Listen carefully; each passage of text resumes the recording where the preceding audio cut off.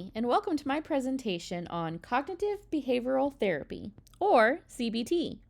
In this presentation, I will be discussing the theory and some techniques of CBT, as well as demonstrating a role-play scenario using these techniques. My name is Brandy Gibson, and I will be guiding you through this presentation. Cognitive behavioral therapy, or CBT, is widely used therapeutic approach that focuses on identifying and challenging negative thought patterns and behaviors. According to Beck, CBT is based on the idea that our thoughts, feelings, and behaviors are all interconnected, and that by changing one of these components, we can affect the others. In CBT, the therapist and client work together to identify and challenge negative thoughts and behaviors, and to develop more adaptive coping strategies. As you see in the diagram, thoughts create feelings, feelings create behavior, and behavior reinforces thoughts, a circle that just keeps going. Cognitive behavioral therapy is a versatile approach that incorporates a wide range of techniques to help clients manage their symptoms and develop coping strategies.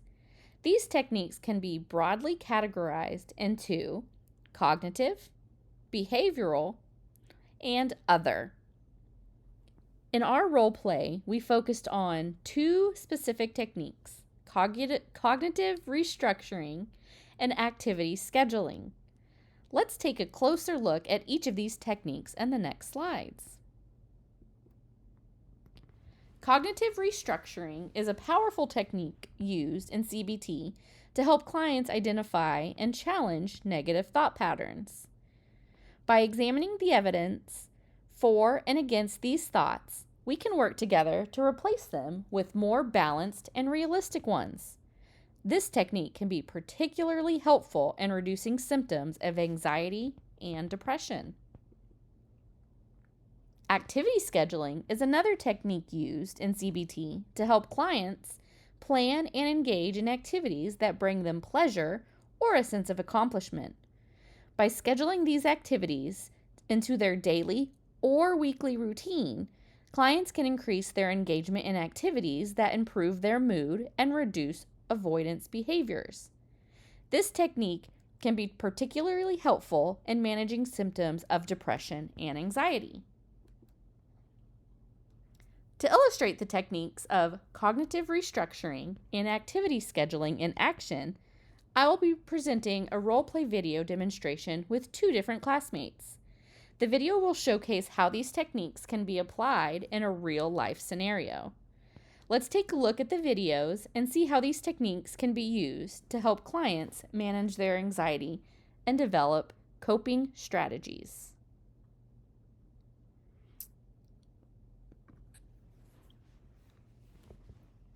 Hi, Morgan. How are you doing today? I'm good. How are you? Wonderful. Thank you. Thank you so much for coming in today. Before we start, I want to let you know, anything you say here is between me and you. Please be as open and honest as you can. The more you are, the better I can assist you. And only share what you feel like you need to share. But as we're starting, can you tell me a bit more about what's been going on the last couple of weeks since I've seen you and how you've been feeling lately? Yeah, I've just been feeling really overwhelmed and kind of anxious all the time with, so many deadlines at work. And I'm worried I'm not going to meet them. And then on top of that, I feel like I'm not doing a good job as a mom. So I'm just feeling really stuck and unsure of how to manage everything. Yeah, I totally understand. Been there. Sounds like you're feeling a lot of pressure and stress on top of that. Can you tell me more about these thoughts that are going through your mind? I'm not going to meet the deadlines, or I'm not a good mom. We can write those down and kind of take a closer look at these thoughts. Yeah, so I just feel like I'm not good enough. Like I'm going to fail at work, or my kids are going to suffer because I'm not doing enough for them. Understood. Okay, let's take a look at those thoughts. I'm not good enough, or I'm going to fail. Are those thoughts based on facts, or do you think they're based on assumptions? I guess I would say assumptions. I mean, I've met deadlines before, and my kids seem to be doing okay. Exactly. Mhm. So let's kind of reframe those thoughts a little bit into more of a balanced way, more positive. I'm not good enough. Instead of saying that, maybe we can say, I'm doing my best. And that is Mhm. good enough because you are enough in what you do. How does that sound? That sounds better, I guess, but it's just hard to believe it when I'm feeling so overwhelmed. Totally understood. There's a saying that I don't always like to use, but one that in this situation I think may be a little bit helpful. Mhm. Fake it till you make it. So Yes. reframe those thoughts into thinking um, instead of I'm doing my best and that's good enough. And, instead of I'm not going to meet those deadlines, I'm going to do it. We're going to make it. And then once you have those positive thoughts, your actions will follow those. Hmm. Okay, so let's schedule some time. Oh, I'm sorry. Let's talk about some things that might help you feel a little bit more control and less overwhelmed. What are some activities that you enjoy and give you a sense of accomplishment? Well, I used to love reading, but I haven't done it for some time or in a while. I also enjoy walking, but I just feel like I've been too busy to fit, those in. Understood. When you have so many deadlines, when you have kids and other things at home that you have to get done, the things that you enjoy usually get put to the wayside. So Hmm. let's talk about that and let's schedule some time for those activities. I know it seems silly, but scheduling time that for things that you enjoy can actually really help you feel less Hmm. stressed and give you a sense of accomplishment and um, help that sense of overwhelming. So let's schedule some of those time for activities. How about we plan for you to read 30 minutes every day? You can decide when you want to fit that in, first thing in the morning, in the afternoon, maybe your lunch break, while you're eating, you can read. And then going for a 30-minute walk. You enjoy walking 3 times a week. That can get you outside, give you some of that vitamin D that you might be missing that can help with that energy Hmm. level. Sunshine is always makes me feel brighter, makes me feel like the day is going to be a lot better. Yeah. Do you think you can commit to that 30 minutes every day of reading and 30 minutes 3 times a week for walking? Yes, that sounds doable. And I think it would really help me to feel better. Yeah, and on top of that, since walking is an exercise that will give you endorphins that will, on top of everything, since you enjoy it, will actually help you too physiologically, which that's awesome. A lot of people don't like walking and exercise, so you got a positive Hmm. on that. Yes, So I'd like let's that. do some of that reframing. Sometimes when you get in your head, stop. Hey, this is a negative thought. How can I reframe this? How can Hmm. I restruct my thinking into making it a positive thought? And it doesn't have to be a false positive.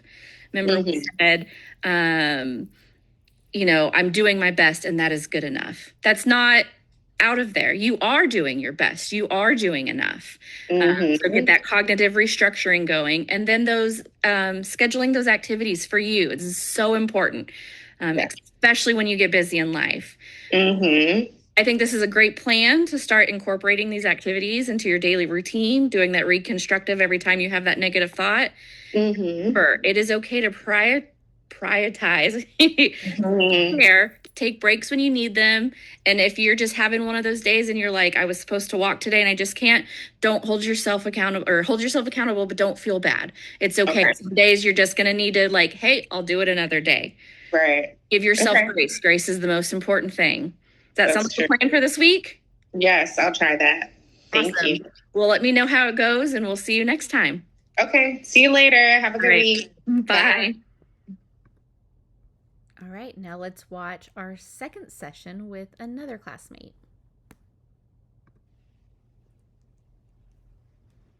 All right. Hello, Leah. How are you doing? Hi, Thanks for I'm coming in. doing okay. Thank you. Good. Thank you for having me. Awesome. Well, before we begin, I just want to remind you that this is a safe place. You can share openly, and everything we talk about will stay confidential between me and you. Can you tell me a bit more about what's been going on, how you've been feeling since I saw you last? Well, I've just been very overwhelmed lately. I feel like I've been juggling a lot. Just my anxiety is very heightened, and I feel like I just have so much going on with work and school and family and all that. And it's just like, it feels just impossible that everything's going to get done. So my anxiety's pretty high right now. Understood. Sounds like you're feeling a lot of pressure, maybe some stress added with that. Can you tell me a little bit more about the thought of, overwhelmed and can't get things done? Obviously, you're here, you're dressed, you're alive, so we are getting some things done. Can you tell me a little bit more about those feelings? Um, yeah, it's so overwhelming that I feel like, something's gonna get missed, and so I'm gonna drop the ball. I'm gonna let people down, and just, I don't want to let my family down because I know people are relying on me, and I just feel a lot of pressure on myself to do everything. Understood that. I hear that. So let's take that and maybe like don't feel like I'm good enough or like I'm going to fail.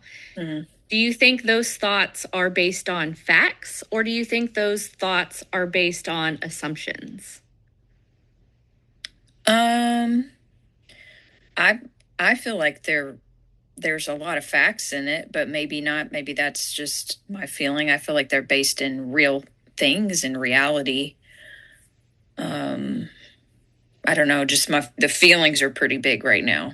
Of course, feelings are can get really big sometimes. Mm. Um, to go on the I feel like I'm gonna fail. Has anyone in your family told you that you have failed them? Definitely not. I have a very supportive family. I guess I feel like sometimes I have let someone down, like if they don't, I don't know, maybe if they don't respond how I think they should, or if they're not telling me I'm doing a great job, I feel like I've failed and I've just like dropped the ball on something. Okay, and those thoughts and feelings are very valid. Um, your feelings are yours, and that is Mhm. okay, and to feel those. But if you haven't had someone tell you you have failed, why do you think you have failed? If they haven't said that or haven't brought that to your attention. So do you think maybe that's more of an assumption on you, putting too high a realistic expectations on yourself, maybe? Mm. Yeah, I would say probably most of it is coming from me. I get in my head and I just keep thinking those kinds of things. And yeah, no one's directly told me I'm a failure. I just feel bad when I could have let somebody down because I didn't get something done that I should have, or didn't give someone time I should have. Of So probably a course. lot of it's just internal.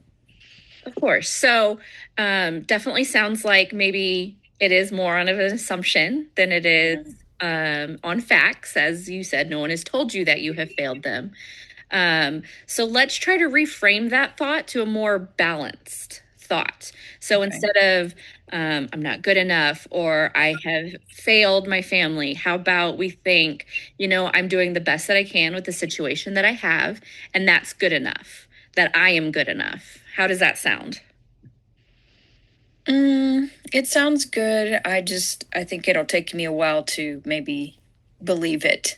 Of course. So I think it's a really silly saying, but one that I feel kind of valid is for this moment, maybe fake it till you make it. Yeah. So have that thought, restructure that thought in your head of I'm doing my best and that's okay. Every day your best doesn't always have to be here. Maybe your best for Tuesday is here and that's okay. That's the best you could give. You gave it all. That's okay. That is enough. Yeah. So restructure the way you're thinking about it of, you know, I didn't get everything on my to-do list done today. Instead of saying it that way, say, I got 6 things on my to-do list done today. How awesome is that? Instead of just 2 like I did yesterday, I got 6 done. Because then you're reframing that in your head and thinking, look at all the stuff I did do, not look at all the things that I failed on. Does that make sense?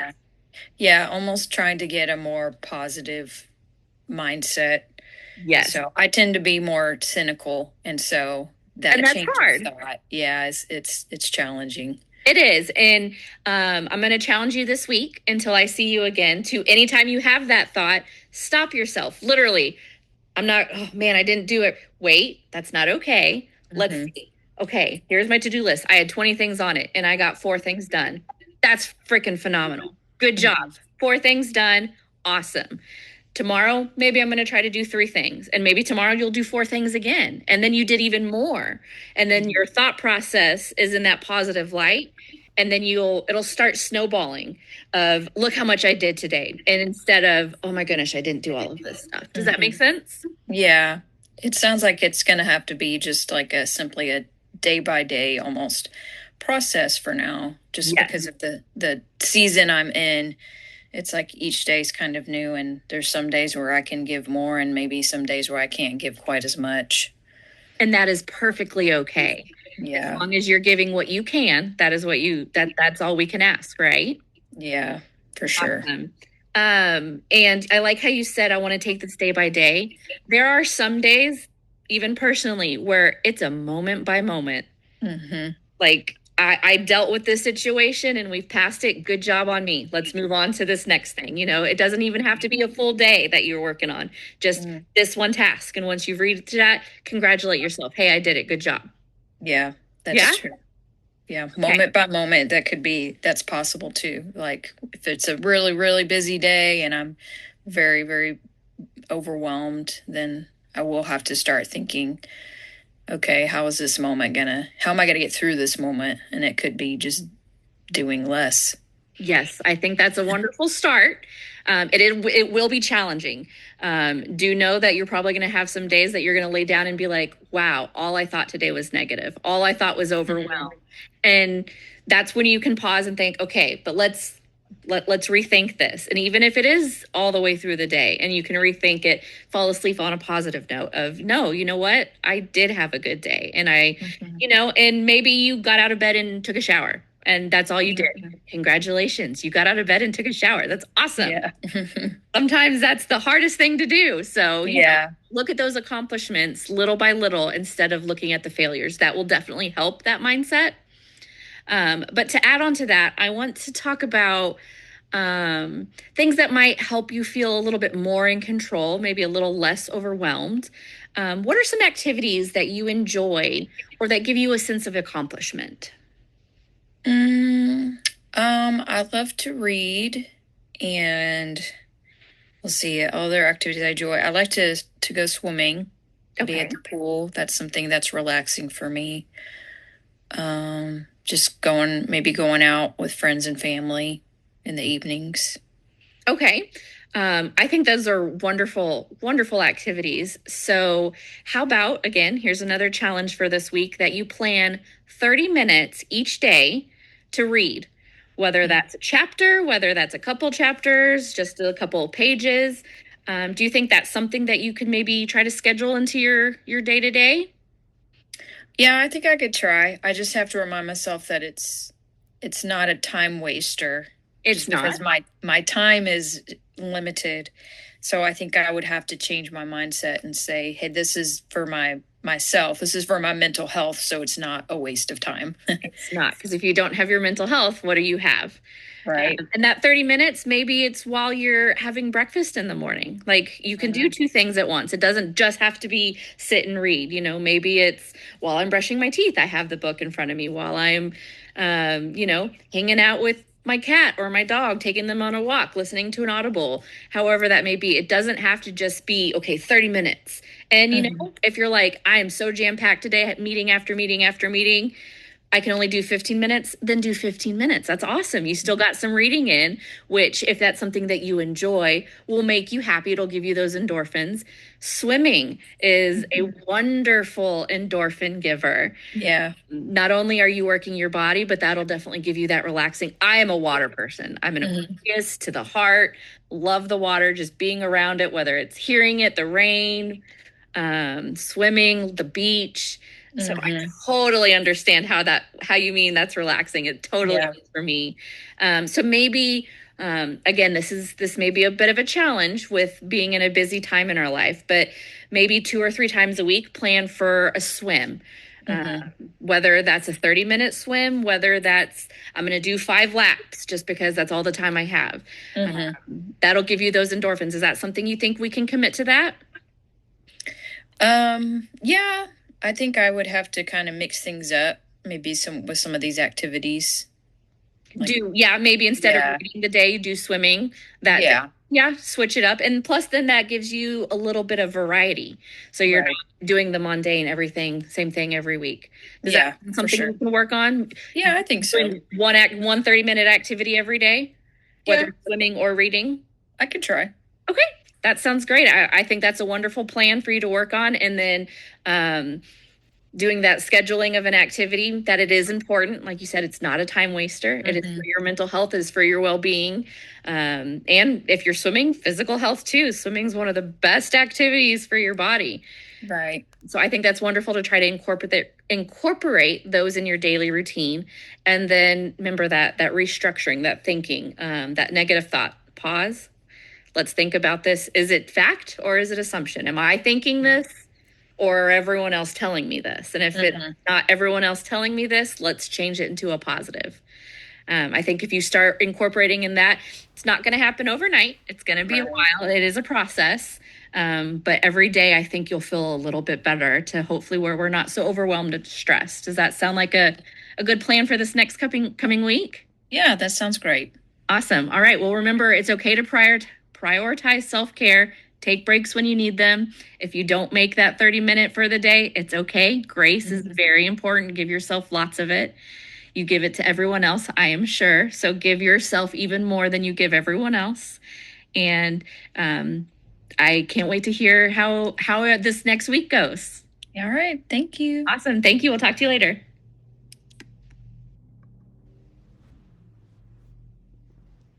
All right. Hello, Leah. How are you doing? Hi. I'm doing. So sorry about that. Did not hit pause. I thought I did.